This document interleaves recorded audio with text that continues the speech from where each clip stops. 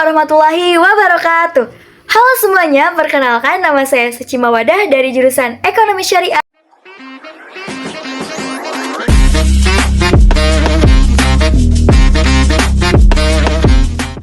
Pernah nggak sih kalian merasa udah nyari kerja kesana kemari, tapi belum juga dapat kesempatan? Tenang, kamu nggak sendiri. Nah, hari ini kita akan bahas topik yang sangat dekat dengan kehidupan kita, yaitu pengangguran dalam ekonomi makro. Kita bahas dengan cara yang santai, tapi tetap formal dan jelas ya. Yuk langsung mulai. Pengangguran adalah kondisi saat seseorang dalam usia kerja dan mampu bekerja, namun belum mendapatkan pekerjaan meskipun sedang aktif mencarinya. Nah, dalam ekonomi makro, pengangguran adalah indikator penting untuk mengukur kesehatan ekonomi suatu negara. Kenapa penting? Karena tingkat pengangguran mempengaruhi produktivitas nasional, daya beli masyarakat, hingga stabilitas sosial dan ekonomi. Nah, ada 5 jenis pengangguran yang umum dalam pembahasan ekonomi, yaitu 1. Pengangguran friksional. Pengangguran friksional terjadi karena proses transisi pekerjaan, misalnya lulusan baru yang sedang mencari kerja. 2. Pengangguran struktural. Pengangguran struktural terjadi karena ketidaksesuaian antara keterampilan tenaga kerja dan kebutuhan pasar. 3. Pengangguran siklikal. Pengangguran siklikal muncul saat aktivitas ekonomi melemah, misalnya saat krisis atau resesi, seperti COVID-19 kemarin. 4. Pengangguran musiman. Pengangguran musiman terjadi pada jenis pekerjaan yang hanya aktif di musim tertentu, seperti pertanian dan pariwisata. Yang kelima, yaitu pengangguran terselubung. Pengangguran terselubung adalah kondisi ketika seseorang bekerja tetapi kontribusinya sangat minim terhadap produktivitas, biasanya karena terlalu banyak tenaga kerja untuk satu pekerjaan. Nah, pengangguran bisa disebabkan oleh banyak faktor, di antaranya yaitu 1. Pertumbuhan ekonomi yang tidak seimbang dengan pertambahan tenaga kerja. 2. Pendidikan yang tidak sesuai dengan kebutuhan industri. 3. Kemajuan teknologi yang menggantikan pekerjaan manusia. 4. Ketimpangan pembangunan antar wilayah. Misalnya, lapangan kerja terkonsentrasi di kota sedangkan penduduk tersebar di desa.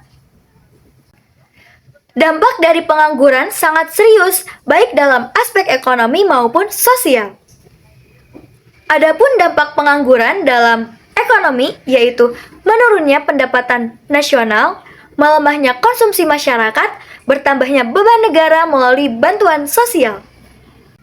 Adapun dampak pengangguran dalam sosial yaitu meningkatnya angka kemiskinan, kesenjangan sosial yang makin lebar, potensi meningkatnya angka kriminalitas dan keresahan sosial.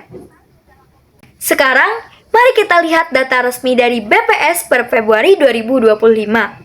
Beberapa poin penting dari data tersebut adalah tingkat pengangguran terbuka TPT Februari 2025 berada di angka 4,76%, mengalami penurunan dari tahun sebelumnya.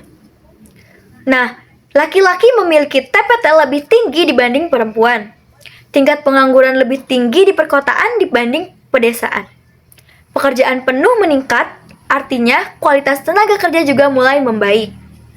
Ini menunjukkan bahwa ada perbaikan, tapi pekerjaan rumah masih banyak, terutama dalam hal pemerataan. Dalam teori ekonomi, kurva Phillips menjelaskan hubungan antara tingkat pengangguran dan inflasi. Biasanya, saat pengangguran turun, inflasi naik. Namun, dalam praktiknya, terutama saat terjadi krisis, hubungan ini bisa tidak sejalan. Adapun dalam mengatasi pengangguran, perlu kerjasama dari banyak pihak. Ini beberapa solusinya. Dari pemerintah, pendidikan dan pelatihan berbasis keterampilan, mendorong UMKM dan industri kreatif, program padat karya dan digitalisasi yang inklusif.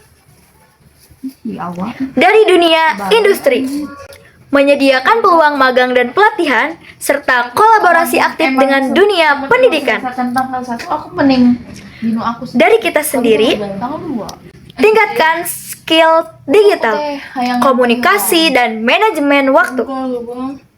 Serta ikut pelatihan online, ikut komunitas, atau bahkan mulai usaha kecil-kecilan. Dari perspektif ekonomi syariah, zakat produktif sebagai modal usaha, keadilan distribusi sumber daya, dan pemberdayaan sosial. Dengan kolaborasi dari semua pihak, kita bisa ciptakan ekonomi yang lebih adil, produktif, dan penuh peluang. Terima kasih sudah menyimak sampai akhir. Semoga pembahasan ini membuka wawasan dan memberi semangat buat teman-teman semua. Mungkin sekian dari saya. Wassalamualaikum warahmatullahi wabarakatuh.